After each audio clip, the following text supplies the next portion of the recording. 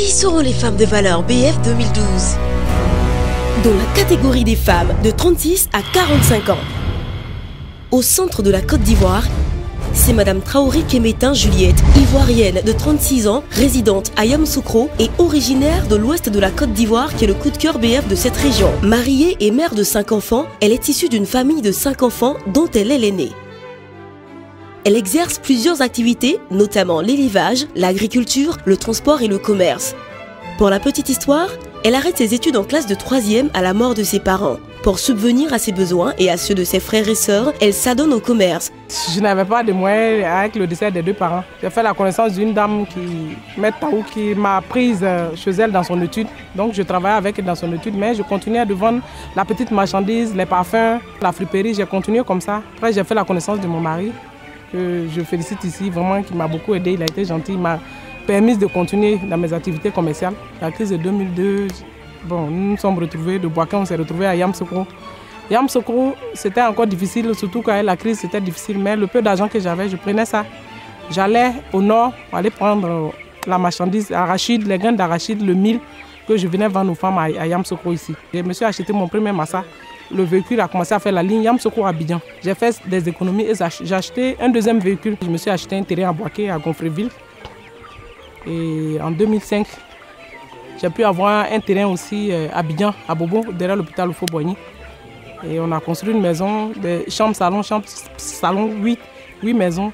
Et j'ai fait 2 villages jumelés en face. Finalement, je me suis dit, bon, je suis en train de faire beaucoup d'activités commerciales, il faut que j'aille prendre mes impôts pour être une opératrice économique, donner de l'argent au moins au pays. Et c'est comme ça que j'ai été prendre mes impôts. Elle travaille sans relâche avec amour et passion, ce qui lui permet d'obtenir de nombreux marchés de façon récurrente. Elle est notamment fournisseur de l'hôtel Président en volaille, en sachet et papier aluminium. Elle possède à ce jour 2 fermes de poulets et bœufs, 2 taxis, 2 dinas, un camion remorque, un champ d'EVA et de palmiers, une concession et des terrains nus à Abidjan. Très sociable, elle fait régulièrement des dons aux associations de jeunes et aide ses employés à s'installer à leur propre compte en leur apportant une aide financière. Elle est également membre très active de l'association des femmes commerçantes de Yamoussoukro. Madame Traoré, elle est battante. C'est une femme qui respecte. C'est pas parce que vous êtes devant moi aujourd'hui que je vais faire son atalakou. Non. C'est ce qu'on voit sur le terrain qu'il faut dire. Elle fait du social. Souvent même je suis ici, elle vient m'appeler, elle dit, soit allons-y à la maternité ou bien allons-y à la mosquée, je vais faire un don. Et quand on s'en va, elle donne les démunis. On fait les riz par paquet, elle donne à la mosquée et à l'hôpital souvent aussi, on va dire bonjour aux malnutris.